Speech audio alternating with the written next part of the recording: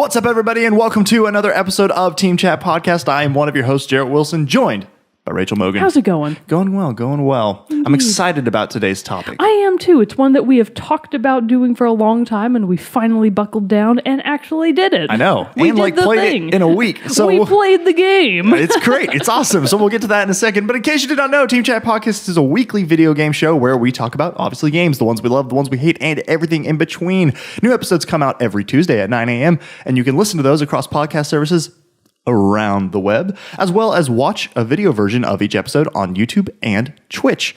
The links for those are all in everywhere, or you can go to teamchatpodcast.com/where to listen to have links there. Finally, we are a completely listener-supported show, so if you would like to help us out and support the show and all that, you can go to patreon.com/teamchatpodcast, where it's for as little as $1 a month. You can support the show, and in return, we will give you a cool perk, like getting the episodes early before their general Tuesday release. Again, that is patreon.com/teamchatpodcast. And a special thank you to all of our current patrons who help make each and every episode possible. And one more thing, if you want to follow us on social media, you can do that too. We're on Facebook, Twitter, Instagram, and you can join our Discord server. The link for that is in the description of the episode. Boom. All right, so without further ado, then we're going to get right into some music because we are really excited to get to this topic. But let's just see what's coming out soon. Let's see what's coming out and what's out today. So as of this episode's air date on August 21st, we have 2 games out now. Those are Shenmue 1 and 2 for PS4, Xbox One, and PC. Remasters, I'm assuming, right? Yes. And a game that I know Jared is very excited about, Guacamelee 2. Guacamelee 2 comes out today for PS4 and PC. And then coming soon, there's actually a lot, so brace yourself. Okay. So on August 24th, we have F1 2018 for PS4, Xbox One, and PC. Sounds great. I assume that's about Formula One racing? I assume. And I hope I don't so. care. A game that I am actually very interested in and may in fact buy, Little Dragon's Cafe for I've heard of this one. It looks adorable, you guys, for real. So Little Dragon's Cafe for PS4 and Switch comes out August 28th. If I'm not mistaken, Little Dragon's Cafe is by the same people that did the original Harvest Moon games. I do believe I am correct about that. Okay. Fuchsia may be able to correct me if I'm wrong. I think that's kind of up her alley. Fact check. We can, never mind. So also on August 28th, we have a crap ton of games coming out, so I'm just going to read them all out. All right, we have Monster Hunter Generations Ultimate for Switch. That comes out August 28th. We have Pro Evolution Soccer 2019 for PS4, Xbox One, and PC. We have Yakuza Kiwami 2 for PS4. We have Strange Brigade for PS4, Xbox One, and PC. We have a lot of strangers. We have Blade Strangers for PS4, Switch, and PC. We have Donut County. I don't know what that is. That's sure. I've seen some weird gameplay video of that, and it looks odd. It must be, I guess, at least in part a mobile game, because Donut County for PS4, PC, and iOS. There you go. So perhaps a mobile game. We have Da Blob 2 Remastered for Switch, and we have Freedom Planet. Freedom Planet, I know that a lot of people are actually really jazzed about, for Switch, and that one comes out August 30th. All those other ones I just read off in rapid succession all come out August 28th. Nice. A lot of stuff is coming out. A lot of stuff coming out. And I just remember, too, this hasn't happened yet, but it will have happened by the time this episode airs. August 20th, Life is Strange Season 2 reveal. Oh, my God, you're right. Oh, we're going to have so many thoughts about it. I know this is in the future, and this has probably already happened, but we should do a reaction thing on Monday when it comes out. Okay. So you'll have already seen our reactions to it by this point. But yeah, we should do that for sure. Idea.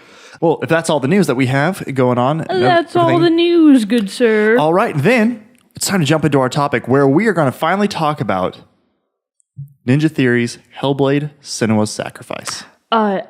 We have both wanted to play this game for a long time. It's not new. It came out last year. It actually just hit its a year last week or something like that. Right. 2 weeks ago by the time this came out. So it's actually a pretty fitting time to revisit it on its 1 year anniversary. We're celebrating. We planned this. That was intentional. Everybody else was just flooding the internet, flooding the markets with all their reviews and thoughts. And now we just decided, what? We played the long game. We played the long game. We've been playing it for a whole year, and we just finally. And now we won. We're the real winners here. But I have to say, without revealing too much about thoughts and everything, I'm so mad I waited this long to play it. Are you really? Oh, See, yeah. I feel like I'm not mad at myself for waiting. I'm just glad that I finally did. Same thing. It's a mix of those two things for me. I'm very much just Wow. Okay. But anyway, so we won't get too much into this. So obviously with the thing of our reviews right now, what we're going to go into is like development, facts about the game that are very much non-spoiler. We'll try to hopefully not air too much into that stuff until we finally have worked through all the beginning stuff, and then we'll have a section at the end where we will talk about spoilers with the game. So if you haven't played the game yet and want to go into it without anything ruined, we'll let you know. Don't listen to the end part. It's all good. And we should have links in the description and everything where you can, for the timestamps and all that stuff, so you can skip around. Part of the reason that Jerrett and I both bought it at the same time is because it was on sale on the PlayStation Store. Right. So just so everybody knows, this is the kind of game that has pretty deep sales. It's available for Xbox One, PS4, and PC. Not on Switch, but you can get it a lot of different ways. Which now, the other thing that I'm somewhat mad about is that I did buy it on sale. Because of like, once you like... Oh, yeah, you want to give them all your money? I do. And because like the mission and the thought behind the game too, I was like, man, damn it, I feel like a scumbag. Well, you can go back. You have an Xbox. I know. Can go That's true. buy I can go buy the copy. Xbox. That's true. That's very true. But anyway, so let's jump into this. So basically, like high level story is you play as Senua, a Celtic warrior from the Pict tribe who is on a mission to rescue the soul of her slain lover. I don't think they were actually married or anything yet. No, they weren't. Dillion from Helheim. Correct. So basically, the Vikings invaded, the Northmen, as they call them in the game, invaded, not invited. They were not invited. And then they were really rude guests the whole time. Just got mad, started flipping tables, and ruined everybody's lives. But anyways, so they raided a village, killed her boyfriend, and then she goes on this quest to rescue his soul. But the thing about it is that Senua suffers from very, very advanced psychosis and mental illness. And so you basically throughout the whole game, you're playing through this, witnessing and experiencing all of the effects that is having on her mind. And so you go to all these different locations, solving all these different puzzles and basically like that on your quest. Boom. Story. There. Yeah, and that's as much as we can tell you without giving a shit ton away. So. Oh yeah, because and the thing about this game too, like we both started playing this game Monday, I believe, yes. and it last Monday, and then it's a Saturday morning now when we're Correct. recording. So and I finished it last night. So I believe it's 8 hours, 9 hours if you do like everything, which there's not a whole lot else outside of the story that you can do. So correct. It is a very linear game. Yes, very much so. But before we get more into the mechanics and how the game functions and the story, I do know that this game has a very interesting development history. Yes. Which Jerrett pointed this out to me. I feel like a fool for not realizing it. Who spends time on the start screen for starters? Well, because for one, it. I clicked on it by accident because not by accident. I was curious. I thought it was like going to lead to another menu of stuff, and then it started and it was like, hey, don't watch this until after you beat the game. I was like, oh, okay. I knew I had something to come back to. I should have told you about it. You should have told me. But anyways, what we're talking about is on Hellblade Senua's Sacrifice start screen. There is apparently a button that says feature. Yeah, Hellblade So there's feature. like start, continue, settings, feature. And I totally missed it. Didn't even look at it because I just played the game like a normal person. But as Jerrett explains to me, it is actually a short 15-minute documentary about how the game was made, which I definitely am going to go back and watch that now because I feel so dumb having not seen it. So give me your synopsis of the making of Hellblade. Okay. So basically what it is the director and writer of the game, Tamim Antonionatis. That's how you say his name. Are you sure? Yes, I actually heard him on a video say it. Okay, and I was like, gotcha. Got it. All right. Man, thank God, because sometimes people don't, and you're like, Jesus, And I have no idea. So he was writer and director and kind of had this idea for it. And the basis of it is set, and he was saying in this thing that the basis of it is set in like this, in Celtic history. There was a queen or maybe even a god that the Celts had named that was with a name very similar to Senua, and he was like, okay, well, that's what I'll name my character. It's very much based on the fact that, the Celts, and specifically Senua, is a member of the Pict tribe, and they were like the last holdout that the Romans couldn't conquer when the Romans came to what is now Great Britain. And so they we're up in the north. The Romans built Hadrian's Wall, and it was this whole thing of they couldn't be conquered, but apparently the Vikings did, and the Northmen did. Well, of course they did. Because the Romans trapped them in the north, and they couldn't get away, and so it's like, well, shit, we're boned. And so that's kind of like the whole history of this setting, and then obviously it's all based around the culture and history and myth and mythology and all that, especially of Norse mythology, which I must say was really great to, again, have another game with that since I just finished God of War. I do think it's really interesting that, over time you notice more and more that not only in terms of games, but in a lot of media, different periods in time will tend to have their time in the spotlight. Yep. It was for a very long time Greek and Roman mythology, then it was Egyptian mythology, now it's Norse mythology. Which, hey, I'll take Norse mythology. On the one hand, I love Norse mythology. On the other hand, I'm kind of like, man, another game about Norse Well, technically, it would be God of War would be the one that's another game. Yeah, it would be because Hellblade came first. But anyway, so like we said, the game was developed by Ninja Theory. And so what he wanted to do, though, what Tamim wanted to do was that he wanted to really take this example because he had been throwing around in his mind of a way to show and highlight mental illness and bring awareness to it.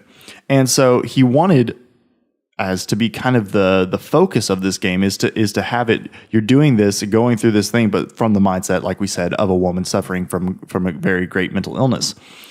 And so to do that and to really get it right, but that was the thing. He's like, I don't want to do this bland. I don't want to make this just like to be a simple,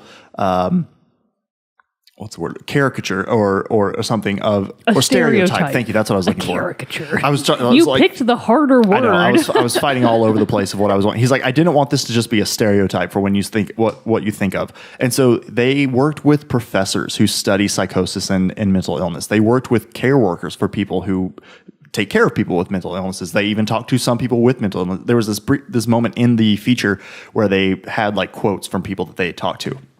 With then scenes from the game where they had implemented those things. Awesome. It was very well done. And so it was this whole thing of, as he goes into it, he had a couple quotes that I pulled from it that as I was listening to it, that basically, when you're playing the game, you could think that this is all just you're in this because it's like you're actually in this Norse mythological world. Like you're actually there. You're actually doing all this stuff because it's just so fantastical, like it very much seems like something that you would be living out in like a Norse myth play or something like that. But basically what he's saying is that people who suffer this psychosis and mental illness to the extent that she does, like they believe that it is their reality. So the game, while out there, has like these crazy settings, enemies and all this other stuff, that's her reality. Like she thinks it's real. So basically you're supposed to play this as like it's real. And then this other thing that he was talking about is just like with all these different things and puzzles and ways that you interact with the environment, which granted, yes, that's environmental puzzles and things like that are very much mainstay of games. But this is the way that these puzzles take place is very much highlighted from their talks with people with mental illness. And he said like he came to the realization that it's not necessary that the question of like, how do we represent this weakness or something is inherently a bad question because really, granted, yes, there are terrible side effects to it, like with hearing voices, seeing, believing these alternate realities of like what she sees in the game and all that. But in the way, there are several. One of the things that he talked about is a lot of people described their psychosis and things like this as making things more beautiful and more in depth, and then being more in tune to certain things. And so he's like, so it's really not a weakness per se, as much as it is just a different way of seeing the world. And then he goes on to talk about how like a lot of the innovations and things that we would have today came from people seeing things differently. So it became more of a thing of not necessarily being like, this is what mental illness is, but also as a way to the people who play the game who do not suffer from mental illness, such as, as myself, that it helps to overcome the stigma of like, oh, they're not like insane. They're not crazy. It's just, they see things differently. Yeah. And this, I have to say, when the game ended, I felt that they had achieved that. Yeah. I had a much different like feeling and outlook on things after I finished. Absolutely. We'll talk more about that once we're past kind of the threshold of, okay, now we're going into spoilers.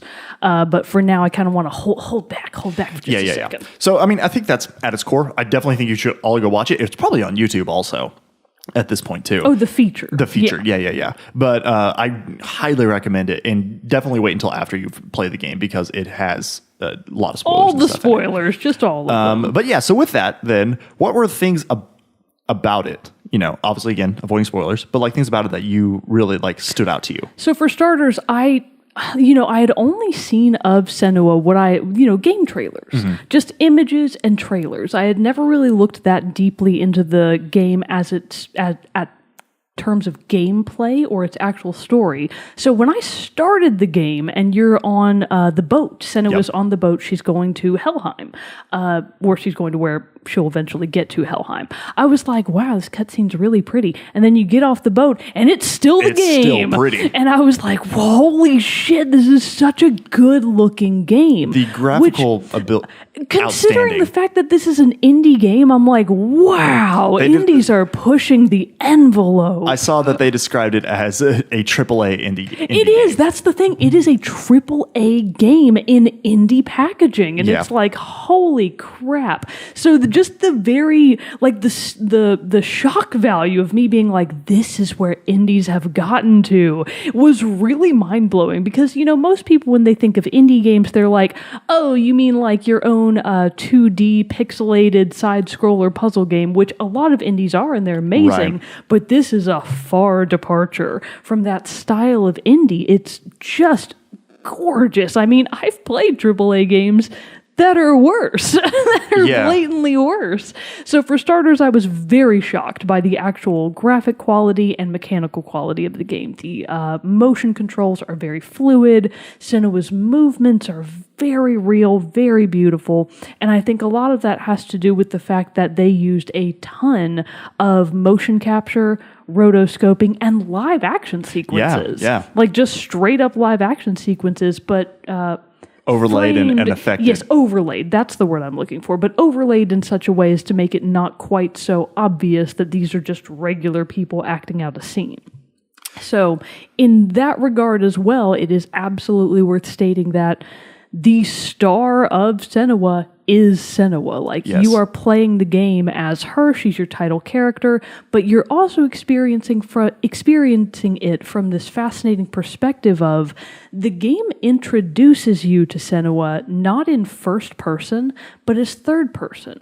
And you are cast essentially in the role of another voice in the chorus of voices that are already in her head. Right, so which is the Furies is what they call them. So she hears, so part of her mental illness is that she hears many voices in her head all the time. Most of them are female, and you, as the player, are supposedly one of them. Of course, you don't really interact that much with Senua in that regard, but that's how you're supposed to be viewing the story play out, which what a cool way to frame it. I just think that gives you such a personal perspective on it, and it makes you feel very sympathetic towards Senua, as opposed to like a voyeuristic view of, oh, what's wrong with this weird creature? Nothing, because you're part of her. I think it makes you feel very compassionate towards what she's going through. Definitely.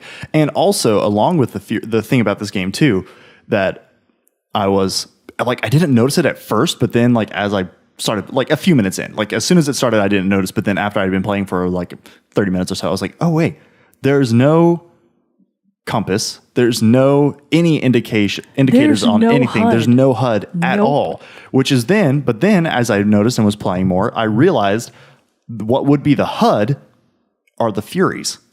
Correct. Yeah, they talk about things. They guide you. But and it was an interesting thing. Remember, one of the things that I didn't like about Transistor is that you had the constant narrator of the sword. Oh yeah. But in this one, loved it. Like it really, like I really did, and I think it was because of the execution and the meaning behind it. And so I really was just like, even though the Furies talking is constant, I was never. It never became too much, or even where I was like a feature I became annoyed with. And so I just really thought that was an incredible way of doing it. And also, so that was the one thing too that I noticed immediately as it started is graphically, technically, it's amazingly beautiful. Even though that some of the settings are incredibly dark, incredibly frightening, incredibly threatening, it's still though just had this atmosphere to it that was insane. So I will say that I was also a little bit surprised by how visceral the game is. So for people that may be a little bit more on the sensitive side, I would personally describe this game as adventure horror. I was thinking that to myself too, especially once you got into the later things. I was like, this is way more survival horror than I thought it was going to be. Yeah. So in terms of survival, we don't mean that you're collecting items, you're not crafting things. Yes. We just mean that you literally have to not die in a world that is very violent and very very dark, very unforgiving. So it do have a little bit of caution when you're going into the game, and some of the scenes and the way that they are shot, and in the way that I was trying to look up the actress's name. Isn't it Melina Juergens? I could never get her Melina Juergens. I had the last part, but not the first part. Was the video editor for Ninja Theory, and then she was their stand-in for when they were refining their mocap, and then they were like, "You're actually real good. How about you just do this?" They were like, "We're on a tight budget here. Could you just like do the thing?" So really quick on that, I can't decide. I'm like doing, and I've done and looked. Was it actually an indie game? Because like Ninja Theory has done like DMC, Devil May Cry. Like, so it was like... If I'm not mistaken, wasn't it featured at the Game Awards under the indie category? I just wanted to be sure before we like go this whole episode being like, it's an indie game. People like, no, it's really not. It's an indie game. Okay, I'll just double check while we're going. But anyway, so yeah, like, and then not only did it look, this game probably had, like, and as far as look too, like I noticed the lighting was always incredible too, and how the lighting was used. Especially in like sometimes in environmental puzzles and different things like that. Incredibly done. But the one thing though that stood out so much to me in this game, probably more than any other game I've played, is the sound design.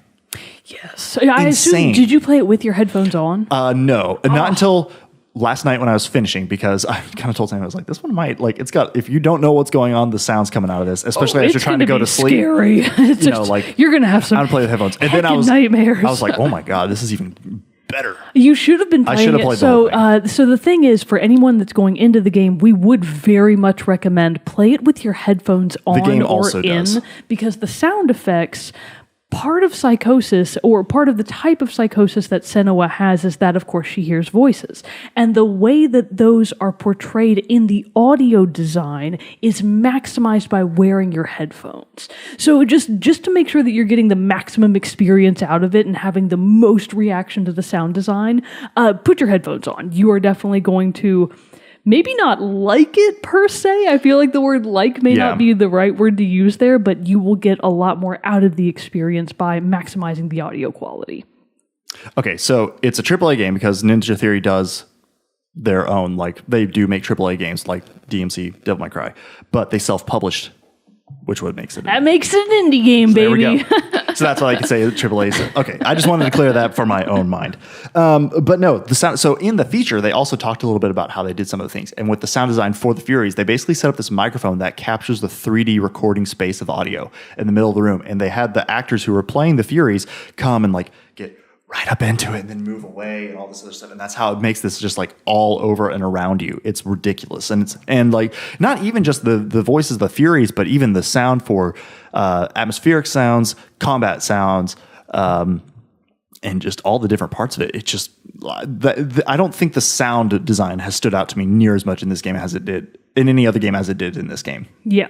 And speaking of which, you mentioned the combat, so I do want to talk about that pretty briefly. So again, this was something that I just wasn't expecting, because what I knew of Hellblade, like I knew that she was a Celtic warrior and stuff, but I genuinely wasn't expecting there to be combat. Oh, yeah. I don't know what I was expecting. I somehow missed it that she was Celtic. I thought she was also Norse. No. And so then once I got into it, I was like, oh, I understand it now. Yeah, okay. Makes more sense. Makes a little bit more sense now. So I was really surprised, A, that there was combat at all, and B, I love the way that they didn't tell you how to do it. They didn't tell you how to do anything. They don't tell you how to do anything. So there's outside of combat and in combat. There's no tutorials. The game just puts you in. You have no idea what your buttons do. You don't really know what the range of your abilities in terms of mechanics are. And that is very much highlighted the first few times you get into a fight. And it's like, wow, I have no idea what the hell to do. I wondered how you would acclimate to the combat, because I play similar style games like that a lot, and so I'm kind of used. I was not used to, though, the controls being all on the right hand. Oh, normally like your block was R1, and then your attack buttons were square and triangle Right. and circle. And X was like evade. Normally, your block is on the left trigger or left bumper. And so that's what I kept like out of habit hitting. But after a while, it was just, I got used to it and was able to do it all and all that stuff. But I thought that was an interesting design choice, but not one that I was like, I wondered how quickly you would acclimate to it. Well, so what I really did is that I'm a pretty patient player in a lot of ways, and I found that in terms of how I approach battle, I very much am just wait and strike, because I would primarily utilize the parry system. So something that Senua does is when you're in combat, if the enemy comes at you with any kind of strike and you block and parry it at the right time, it of course throws them off their balance and it gives you the perfect opportunity to go in and get some serious blows on them. Right. And that's almost how I played the entire game. I would wait, parry, strike. Wait, Especially parry, strike. later in the game when you did start facing more than just two or Fun one. fact, I initially didn't know that you could evade.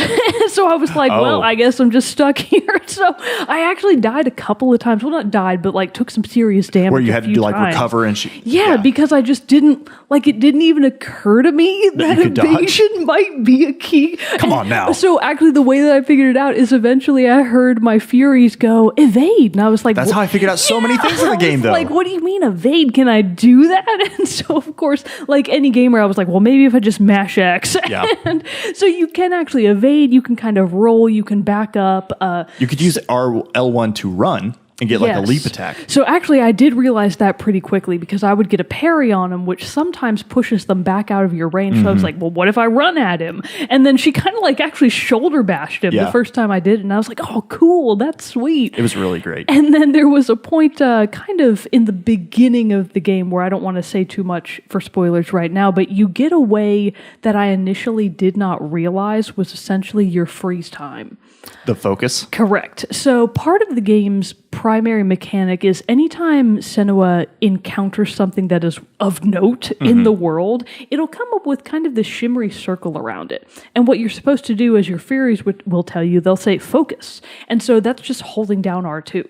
And so basically your view just zooms in on whatever it is you're trying to focus on, and then that triggers something to happen. Right. As it turns out, you can also use that focus ability in battle. But it's got to get charged. It's got to get charged, which are all things that took me a long time to put the pieces together. I don't think in the early combats you could focus, though. You couldn't, at first you couldn't, and that's why I said kind of early mid, because you don't immediately get the item that allows you to do that. Which the focus, another thing from the feature, is the thing that Tamim wanted to put into the game to show as like her benefit. Ah, gotcha. Her way of seeing things differently. I She was able see. to focus, find the opportunities, find the things that just in normal looking around that other people wouldn't see.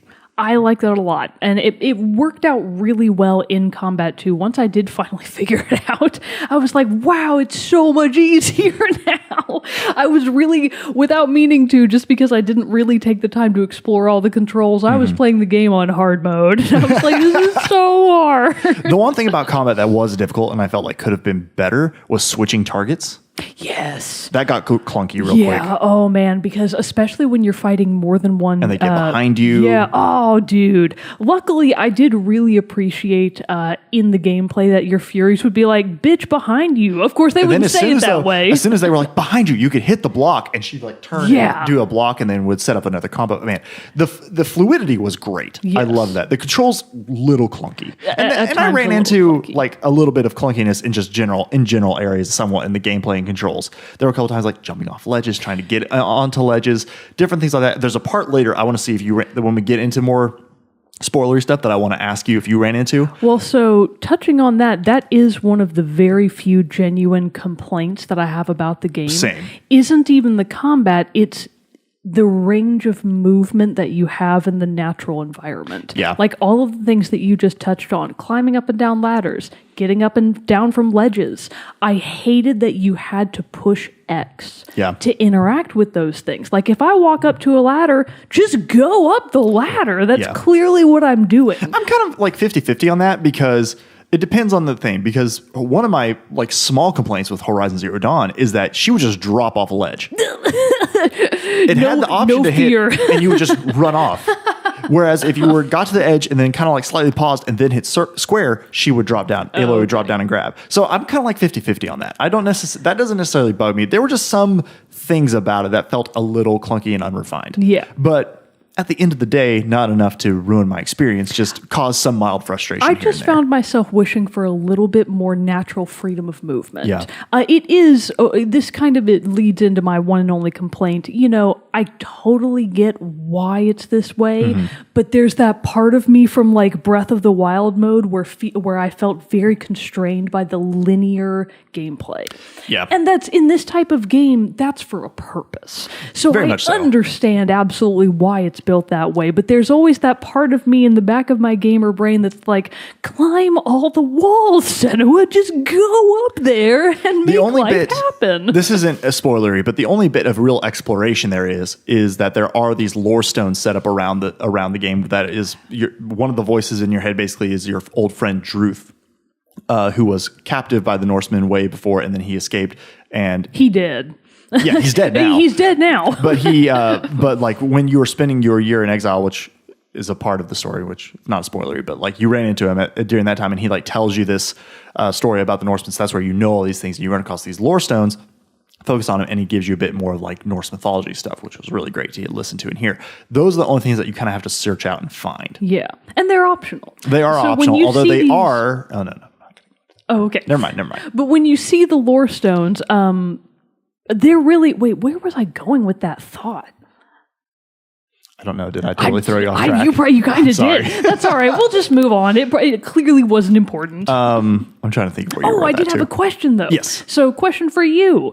Do you think Druth is or ever was real? Yes. Really? Watching the feature. Okay, gotcha. Because when I played through the game, so there's this really common thread in a lot. Yes, but it's not like super. There's this really common thread in a lot of, especially horror literature, where it's the idea of the unreliable narrator. Yeah. And it's like, okay, you're telling me the story, but can I trust what you're telling me? That's how I was with this whole game. Yeah. So part of what it was my theory going through the game that Druth is one of the personalities or voices that Senua had created for herself, essentially to act as her mentor.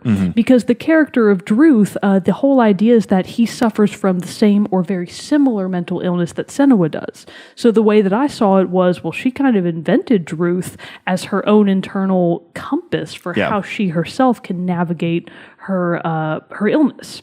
So that's what I thought. I'm sure that a lot of people don't agree, but I was like, I don't think Druth is real, or that he ever was real. Okay, so let's see. I think that we've pretty much touched on the mechanic thing. So now I do think I want to jump into more of the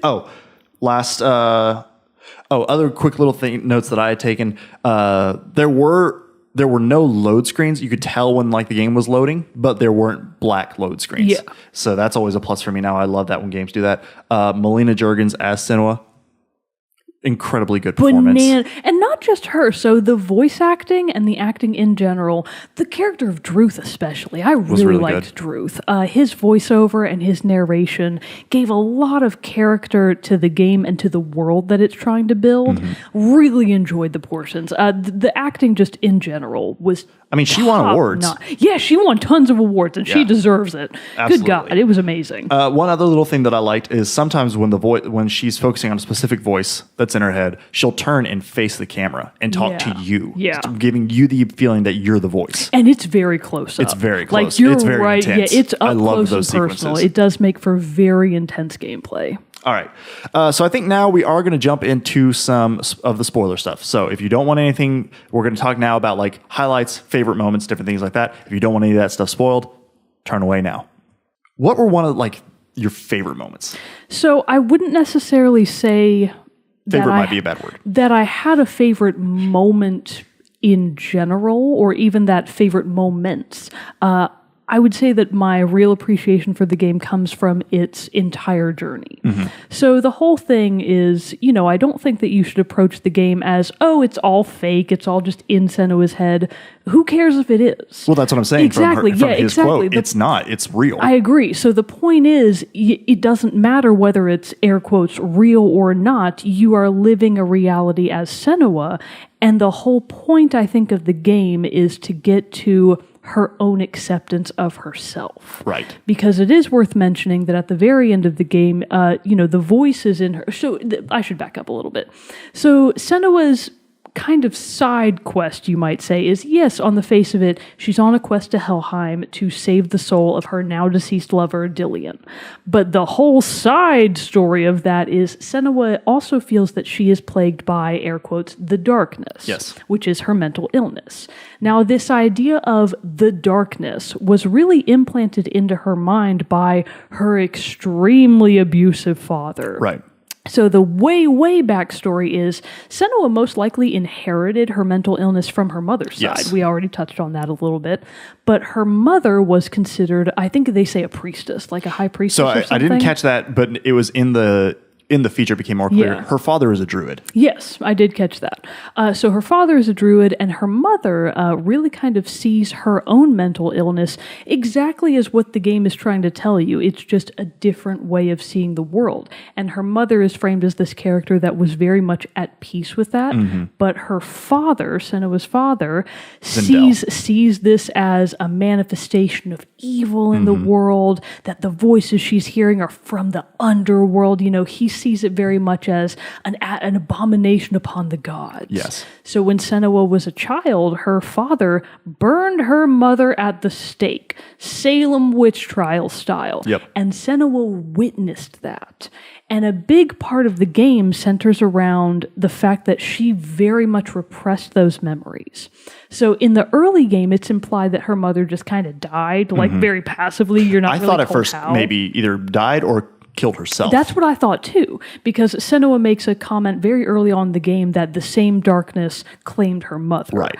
What they don't mention at the time is that it really kind of didn't. So the whole idea of the game is that the darkness, again, air quotes, is not real, not in terms of what it is to Senua, but the whole concept of her mental illness being dark, being evil, being something that has to be expelled or exorcised from her. Which I took to be, by the end, was her interpretation of her father. Yes, exactly. So that's what I'm saying, is that this idea of her mental illness being dark and evil is 100% a design by her father. It was her father and her lifetime of abuse that made her believe that her mental illness is evil, is dark.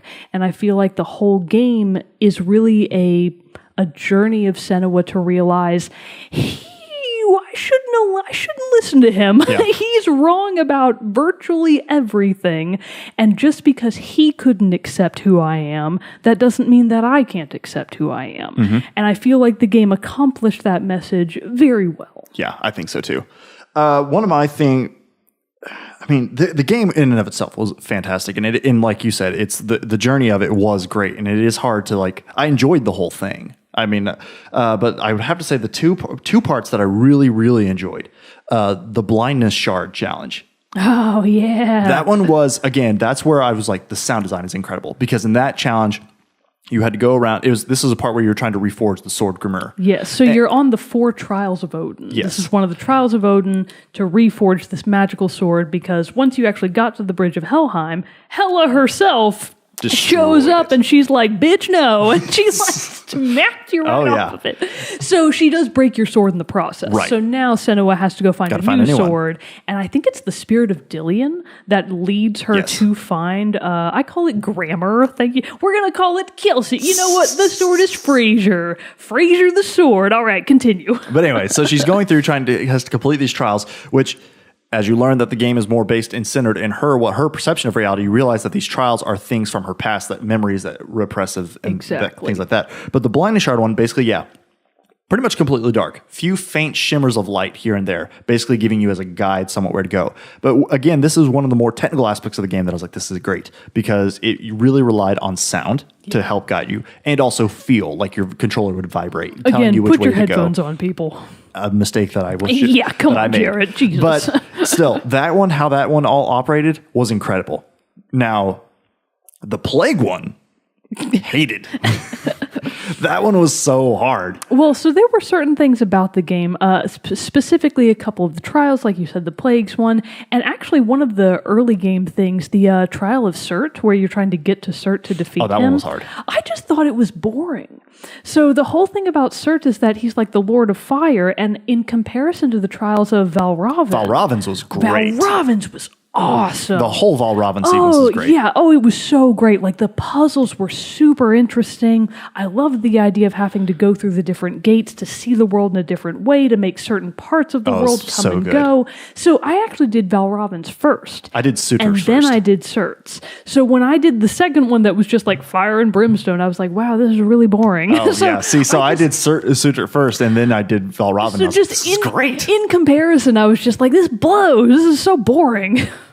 So I love that one. Those were all great sequences. But yeah, the plague one where you had to run through the barn as like the fire thing was chasing you. I died like 3 times. Which, quick aside, to the Dark Rot. Yes. How did that affect you the whole time you're playing? It made me super nervous the whole time. See, I don't know, I could totally be wrong about this, but either I didn't fail enough for it to have any memorable impact, or part of me feels like, is it actually really... So I tracked my deaths. Okay. I died 9 times. Okay, you died 9 times. So I wonder at what point does the rot actually... So the rot, we should say, is the physical manifestation of Senua's illness. It's basically this thing in her hand. It looks like, just a plague, kind of. Yeah. And the idea is that if you fail certain challenges, if you die in combat, that kind of stuff, you don't really die, but the rot will spread up your arm and eventually get to your brain, and it will kill you for real. I assume that eventually, if you fail enough, it might actually kill you. And the whole thing that the game explains really early on, which is one of the few things that it explains to you in writing, yes, and not through speech, is, hey, if the rot gets to your brain and you die, you go back to square one. The game basically resets itself. You failed entirely. It scrubs all of your save data. You got to start over. Yeah. So part of me feels like, I think that's kind of just like kind of the fire under your seat to get you to not fail. But I don't know how many times you would have to actually die for that to have any mentionable impact. Right, because at the same time, I mean, obviously, this game is about the journey, not necessarily all the other things. So they don't want to hinder you. And honestly, if I had got to the very last end and then died fighting, the final bosses, and then it said, "Oh, you died," I would have been irate. You would have been irate. You're right. Irate. That's a better word. But I'm trying to find something. Okay, but anyway, so I thought that was a very interesting thing to kind of act as like this incentive of face everything with fear. This could literally be your last standoff. Don't take any opponent, any challenge, any puzzle for granted, because it could be the end. I had a way more laissez-faire attitude about it. I did not. I was not worried about the rod. I was like, whatever, if I die, I die. So the other really big moment, though, that I was just totally in love with because of the setting, the atmosphere of it, the music to it, and then just the flow of the section, was the Sea of Corpses. Oh, yeah. The music kicked in, and it was this really great epic score to it. I felt like I was more of an in flow with everything, with how my combat, my combos, using focus, and they threw a whole bunch of enemies at you in that section. Yeah. And it was also like I was able to get through that section without dying, but still I just felt everything clicked in that moment for me in the game, and it just was amazing. And it ended, and I was just like, oh my God, that was one of the best sequences.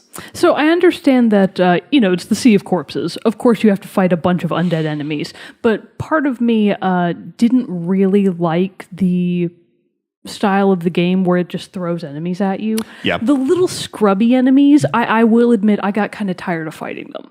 After I had figured out the controls a bit more and I really had a better grasp of how the combat works, I did find that I had the attitude of, okay, come on, let's just get through this. I can get through this guy, yeah. Yeah. So more than anything, I felt that those were just little hindrances, and it did kind of annoy me. But like, for example, you're in the sea of corpses again. You're going to be fighting a lot of stuff. I get it. Like, Yeah. I'm not mad that it happened. I was just a little annoyed with it at the time. And I feel like they kept those sequences where you did have to fight a ton of people pretty limited. Like, there was the one where you're first crossing the bridge to Helheim. There's the Sea of Corpses. And then at the very end. Yeah, the final battle. Those are like the three big ones where they threw a lot of stuff at you. The one thing I was going to see if you did get caught up in was when in Helheim and you're trying to run around and get away from the beast. Which that whole sequence is great. Wasn't that Fenrir? Yes. Yes. Fafnir was the dragon in the lore. Yeah. Fenrir. I think it's Fenrir. Yeah. Yeah. And so Fenrir Greyback from Harry Potter. But anyway, so that whole level with like having to stay out of shadows, stay in the light, and everything, incredible sequence as well. But crawling into the cavern through when you had to crawl at the very end right before you got to his lair, that killed me like 3 times because it kept glitching out and getting stuck. Oh, really? Yeah. Oh. So that was like the one thing, like with some of the controls, because apparently when you get to the very end, you're supposed to stand. But I thought you were just supposed to keep crawling. And so she just got stuck there because I wasn't hitting X to like just climb up over that little tiny ledge. Oh, I didn't know. I didn't get stuck there. I got killed like 3 times. Oh, wow. Okay. And I got killed 3 times. And this is when I was like, I'm not going to like permadeath out doing this. I know I'm close to the end here. So I like stopped, reloaded, and then everything was fine. That did not happen to me. But yeah, so that was a little That's a bummer, man. I know. But no, I still like, then after that, like the fight against him was a great fight. So it is kind of also worth mentioning that I think you could argue that Fenrir in itself, I mean, it's done in a couple of different ways, but Jerrett, good sir. It seemed like Fenrir really kind of was the physical manifestation of the specter of her father. Yeah. And so it actually has his voice, doesn't it? Yeah. Yeah, so Fenrir has his voice, and it's kind of the penultimate boss before you fight Hela, the goddess of death. So I did really enjoy that sequence. I did too. Also, great design for Fenrir. What a scary-ass creature. Scary boss. Jesus Christ. Very, very terrifying. Oh, the whole game, that's during Helheim sequences, I was like, this is like a horror game. That's what I'm saying. I feel like it's adventure horror. Yeah. I wouldn't even really call it action per se. I feel like it's just like all horror because all of all the time. the different things that happened, dealing with the influences of her mental illness, all the beasts, the enemies, and all that stuff. It just all came together. This incredibly like horrifying package. It's brutal, man. Yeah, it was very brutal. I'm trying to think. I don't really think those are like the main things that I played out. Again, I don't want to overhash and like ruin this for anybody, but these are just the big moments that I needed to, like, I was like, this was great. I wanted to talk about that. I do have one other broad thing to talk about that I sincerely appreciated about the game. Sure. Which is that it did feature at minimum 50 very prominent female characters. So, but what I really want to say about that is that, so there's Senua, of course. There's the voices in her head, which actually are voiced by a couple of different women. And then there's her mother and Hela, the goddess of death. In all cases, I was very happy that in none of them did they over-sexualize or try to over-feminize the female characters. Hela's design in particular, I really liked because, she is a giant naked lady, but she's horrifying. There's nothing sexual about her. She's just really freaking scary. Right. And I really liked that because I feel like, especially with a lot of games where there is a prominent female villain, that villain it's always like the sexy lady. Right. And it's like, wow, I'm really tired of this trope. And because you don't immediately see Hela when you start the game. So the first time I saw her, I was very surprised to see that they kept her a giant. Yeah. She's literally a giant lady. And B, I was so happy that her design is such a fresh take on death because it was the most literal. Like parts of her entire body appear to be like collapsing or decomposing off of her. Yeah, decomposing away. She's got this gray, horrible tattooed skin and like these black eyes. I was like, wow, really great design. That's a female villain. And you get the idea from Senua that from her past story as the game goes on that she was actually a very accomplished fighter and warrior. Yeah. So. She learned all of her sword fighting from watching Dillian, which is how they met in the first place. So just in terms of the characters and the strength of the female characters in different ways, right. I was very happy about Well, and then the progression of Senua's strength, especially in the fight against Hela at the end when Hela, like the final stage of the Hela fight where she's very small at the end and you're fighting just the unending horde. Right. You are so powerful in that moment. You're taking down the big giant enemies in 2-3 hits. Yeah. And so I felt like that was a excellent way to show like Senua's mental strength and progression and journey of that, before it would take a while to kill even the small enemies. And now here she is just kicking ass and taking names. And it was a truly powerful moment, I felt. Absolutely. Like. So, I guess in conclusion, how would like overall thoughts? Like, what would be your score? Like, where all that kind of stuff? Because I figure you can give your score, I can give my score, and then we can average for the official score. Well, I've got some bad news for you, buddy. Because I'm going to go on ahead and say I don't have a score for this game. What? But we have to tell the people if they like it or not. I have no score. Now, I will say, play it. I think that the vast majority of gamers should play Hellblade: Senua's Sacrifice. And the vast majority of people should play this game as well. I feel like a lot of people can get different things out of it. Even if you don't like the combat too much, you may not be a big fan of puzzles, but the story of Senua and the journey that it wants to take you on is absolutely worth it. Yes. So, Hellblade, too good for numbers. Cannot give it that bland type of label, so no score, just good. I mean, I will say it's going in my top 10. Really? Yeah. Oh, wow. Okay. I loved it that much. Gotcha. I mean, obviously, we just set up the list, so I'm going to wait till next year to find its official placement. Little preliminary, Jerrett. So, I mean, I was putting it in terms of numbers to give it one. I would have said like 90, 92. Like, I loved it. Like, I mean, all of it. If you had some small like gameplay things, mechanics that kept it from being like that perfect 10 in my head. That the minor frustrations, but still, I feel like enough. But then the story and the message of it, I think, is what outweighs and puts it up there. You're playing it for the story. The whole point of Senua is the story, and it does it so well in such great detail. It's 100% worth it. And watching the feature and hearing Tamim talk about all of his goals and his desires and what he wanted people to get out of this project, I was like, dude, you did it. You did it, bro. Like, you did such a good job. And he gets a gold star. Ninja Theory did such a great job. I'm so excited to see what will come from them next, especially now that they've been acquired by Microsoft and they're now part of all the Microsoft family of studios. I am anxiously awaiting what their next game will be because I'm on board with what they want to do now. Right on. So, but yeah, there it is. Hellblade, Senua's Sacrifice. Definitely play for its engaging story, visceral atmosphere, and incredible sound design. Indeed. But before we go, we do have our soundtrack spotlight for this week, and we're going to, of course, feature music from Hellblade: Senua's Sacrifice. What if we didn't? What if we did like the Nancy Drew PC mystery adventure games? Ark had put in the Discord about the Donkey Kong song. Oh no, she did have a really good one, but we'll get to that. We'll save it, Ark. Don't worry. But we can't close Hellblade with Donkey Kong. That would be so. Let's just do it. No. I want to feature some of this stuff. So we are going to feature a song from the Hellblade: Senua's Sacrifice.